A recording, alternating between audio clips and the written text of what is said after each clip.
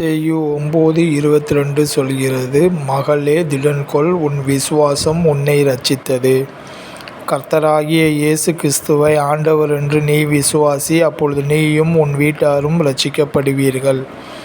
பிதாவின் மேல் விசுவாசமாய் இருங்கள், இயேசுவாகிய என் மேலும் விசுவாசமாய் இருங்கள் என்று இயேசு கூறினார். விசுவாசம் என்பது கண்களால் காண முடியாததை நம்புவதுதான் விசுவாசம். உயிரும் காற்றும் நம்மிடம் இருக்கிறது, ஆனால் அதை நாம் காண முடியாது, உணர முடியும். அதுபோல தேவாதி தேவனை நாம் காண இயேசுவே வழி, அவரே ஆண்டவர் என்று நம்புவதுதான் விசுவாசம். விசுவாசம் கேள்வியினாலே வரும், கேள்வி தேவனுடைய வார்த்தையினாலே வரும். விசுவாசிக்கிறவன் எதற்கும் பதறான்.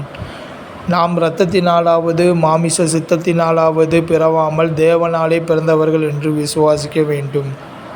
தேவனால் பிறந்த நாம் உலகத்தை ஜெயிக்க முடியும். அதற்கான வெற்றியை தேவனே நமக்கு தருகிறார். பரிசுத்த ஆவியானவரே நமக்கு உதவி செய்ய வல்லவராய் இருக்கிறார். தேவனுக்கே மகிமை உண்டாவதாக. ஆமேன்.